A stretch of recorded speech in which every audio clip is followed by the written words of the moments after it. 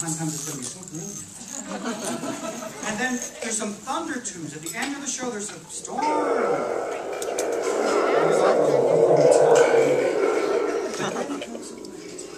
Very good. Very good.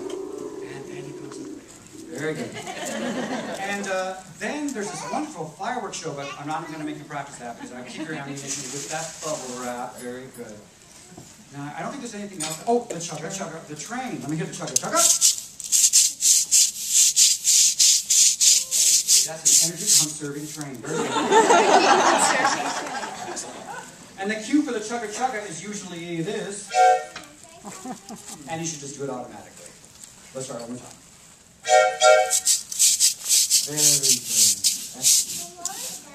And if you notice that they're not on the train anymore, in fact, there's an early whistle early in the show that you'll ignore.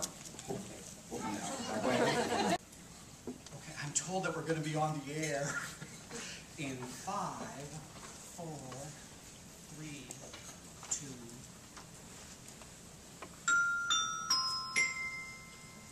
Supergirl sleuth Nancy Drew has solved many mysteries, such as the secret of the old clock, the mystery of the tolling bell,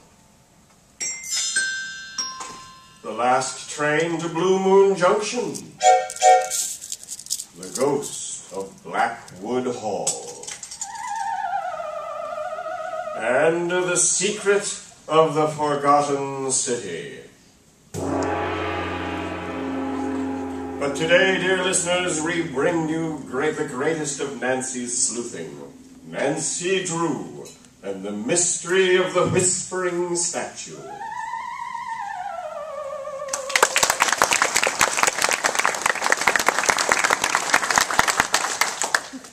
Nancy Drew arrives at the front door of the Marvin residence and takes her hands out of the deep pockets of her summer blazer.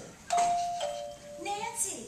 Hello, Bess. Am I late? I hurried as fast as I could, but everything seemed to delay me. Oh, Nancy, we'll be in plenty of time for the opening ceremonies at the park.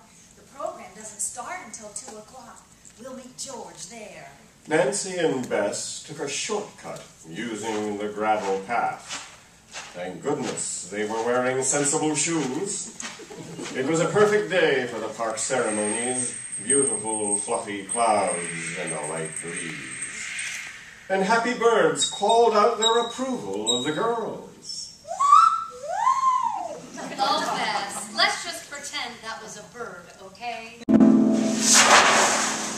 Oh, no. Oh, yes. Togo had plunged from the bridge with the bag. Ned Nickerson had to rent a rowboat just to retrieve the crocodile bag. Hey, Nancy, here's your purse. It's a little soggy. Oh, Ned, thank you. You're a good friend to me. It's a good thing that the pond is shallow on that side. Trust you to put me in dangerous waters with alligators. Here's your fancy purse. It's crocodile. And it's not mine, it's Mrs. Owen's. Oh my gosh, it's 2 o'clock and her speech starts right now. She needs the note cards that are in this crocodile purse.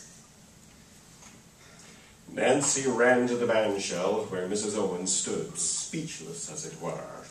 Nancy ran onto the stage with the purse and removed the waterlogged note cards. Oh, Mrs. Owen, I'm dreadfully sorry. Here is your speech. It's mostly still legible. Nancy, thank goodness.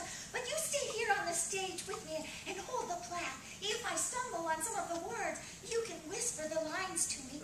I think you actually know the speech better than I. Oh, look at these note cards. Each sentence ends with a dribbled smear of a word. Client, Mr. Owen. Mr. Drew, is that you? Mr. Owen! You weren't expected until later in the week. Well, I thought I'd surprise you and come by plane, but at the last minute, apparently I changed my mind and decided to swim in.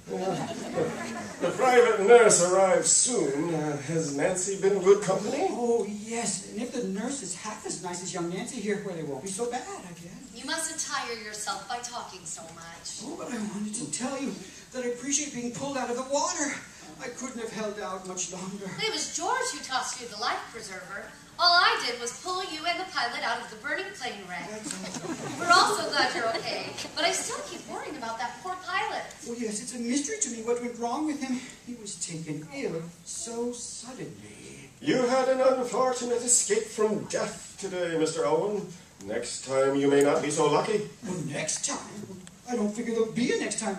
Just what are you driving at, Mr. Drew? Has it occurred to you that what happened this afternoon may not have been an accident at all? What was that?